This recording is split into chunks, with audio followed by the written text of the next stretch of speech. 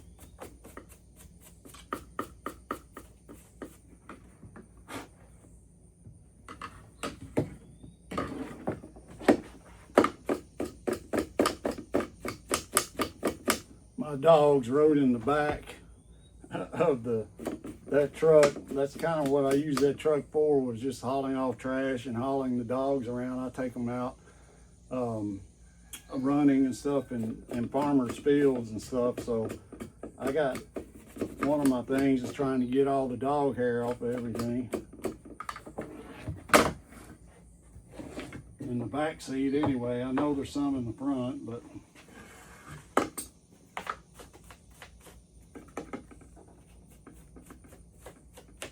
I just try to get these as clean as I can. And you'll see this, these are pretty clean. Let me show you.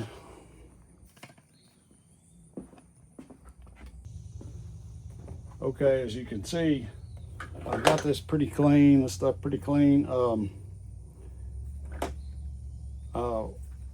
Just try to get them everything as clean as you can, and use toothbrushes, whatever, because dust and everything will form inside here in this stuff. And this is the eBay smarts that I'm providing for you all. Not that I know everything about car part selling, but I know the cleaner something is, the better it is to sell. And these plastic pieces like this was real faded. If you add that oil on there, it just brings the right color right back. So anywhere there's plastic, and I put it on here too, makes it look better. You kind of can see how this was still a little bit dirty, but I can't really get that perfectly clean. This was real dirty, had a lot of dust and stuff up in here, so I got all that pretty clean. You just want to get it as clean as possible. Okay, now for me taking photos, you guys saw before I was using the digital camera, the old digital camera I had. The photos weren't too good. It may have been because I didn't have enough light or something, but I used my iPhone and the photos looked a lot better. So there's probably some settings on that camera that I can change to make it look better, but I don't have time to mess with it. I don't want to mess with that right now. So you're not going to get to see me take photos, because I'm coming to get that's what I'm using to film this video with.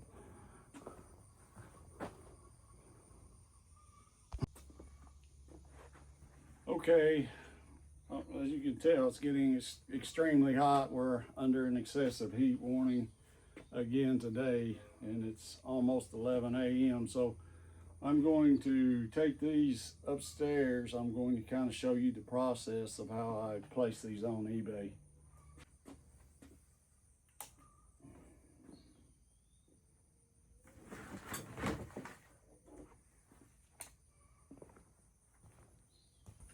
Come on, Harley Joe. Come on, baby girl. Okay, you try to make this not too long. So what I would do is I would come on eBay and I would search for Dodge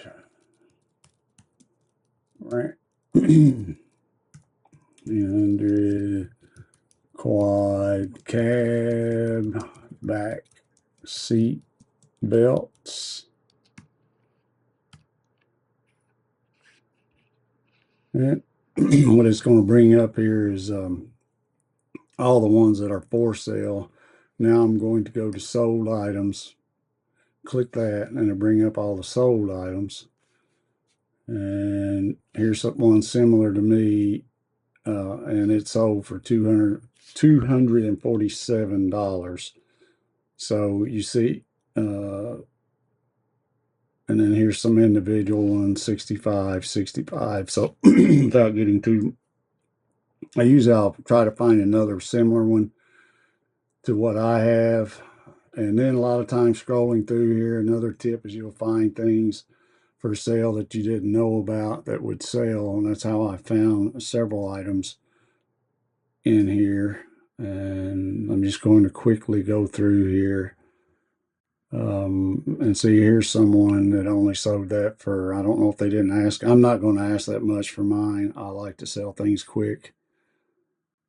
So anyway, I don't see any more. So But sometimes you can scroll through there if you don't have time and put different names in the search, and it will come up with, and you'll find other things on the Dodge that'll sell that you didn't think about. Okay, so if I find one, what I do is just simply just click on it, and then I go sell one like this. Okay, and then it'll pop up ready to go. Now, everybody's eBay may be different. If you're just starting out on eBay, it may not look like mine. If you come up 10 years from now after watching this video, it's definitely going to look different. So basically, you just drag your photos in here. And then what we're going to do is take, I had a photo, I thought, with all of them in there. For some reason, I don't see it. So we'll have to go back and see where that might be.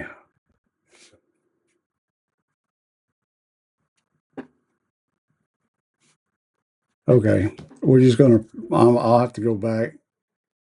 I don't remember. I thought I took one with everything in it. If I didn't, I'm gonna have to go back and retake the picture. But anyway, let's just assume this is the first picture. So you would come on here and you click on it, and then it comes, when you click on the photo, it gives you, you can crop the photo if you want, or you can brighten it up if you want. And I'll take them and brighten them up usually. And then you just click save and done. Okay, I'm not going to go through all those. I'm just going to kind of tell you guys how to do this. Now you want to come here and make sure this is all correct, which usually it is. A lot of times I will take this, I'll change a lot of stuff, like I'll capitalize the first letters, and I might shorten it.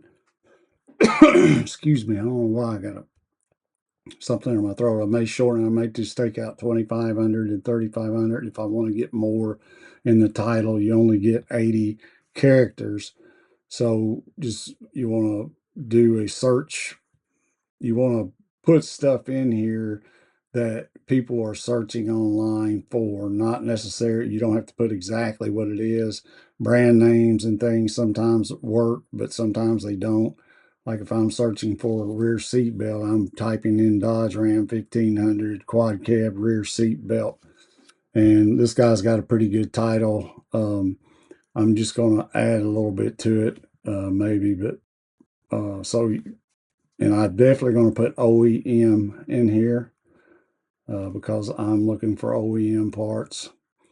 And then you just kind of follow. It should already have the category and everything. If you do like I did, we sell one like this, and you can do their suggested stuff. I usually ignore it. I mean, you might do click color gray.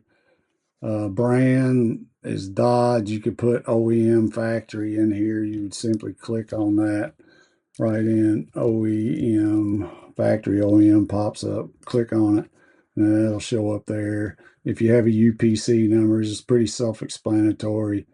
Gray or black, fitment on the vehicle rear, that's already there. A lot of this stuff will be there already. And then you can just play around with that. If you know compatibility, do that. And then here's the next section. You click use, and a good thing about use is you can write in good condition or in good working condition. And if you got extras, like if you have the bolts and stuff for it, you can put that in there, just to, because that's going to be when they first see the listing as they're scrolling through.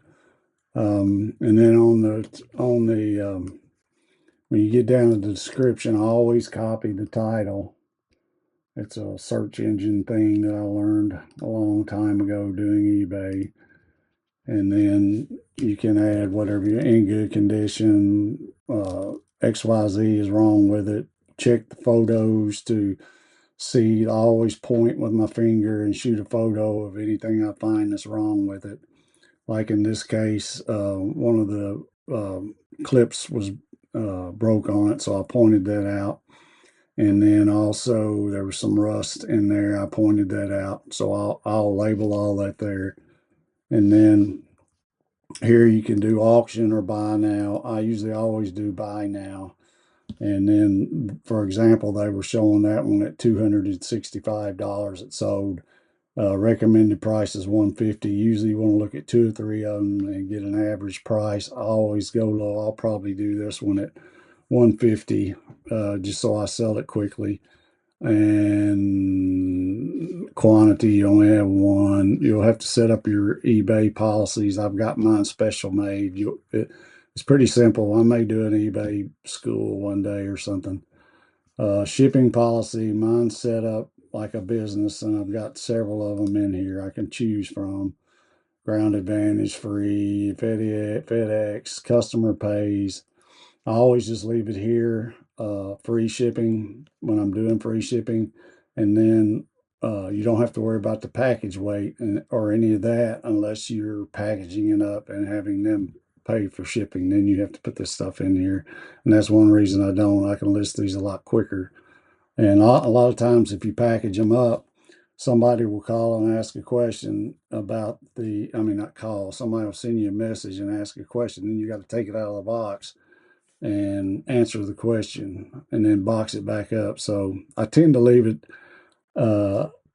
with free shipping. Now, if you've watched my videos, with the boxes with the longer items that take a big long box or something, those I'm going to start boxing up. Give me, the mic fell over. I'm going to start boxing it up and having them pay for it. And because the shipping companies charge quite a bit for large boxes. It could weigh 1 pound, but if the box is 64 inches long, then you're going to pay as though it's 100 pounds. And then here you can promote the listing or not. It's controversial. I usually promote it, and some don't. I mean, if somebody's searching, usually there's not going to be a lot of those items that you have, and you can kind of look at the ones that are for sale now, not the ones that are sold. If there's a lot of them, then let's go back and I'll show you. Let's go back and I'll show you that real quick. Okay, let's click off sold. And for this search, there's only 10 results. So there's only 10 seat belts for Dodge Ram 1500 quad cab. So in this situation, I'm not going to promote it, because if somebody's searching it, you're going to pop up on the first page more than likely.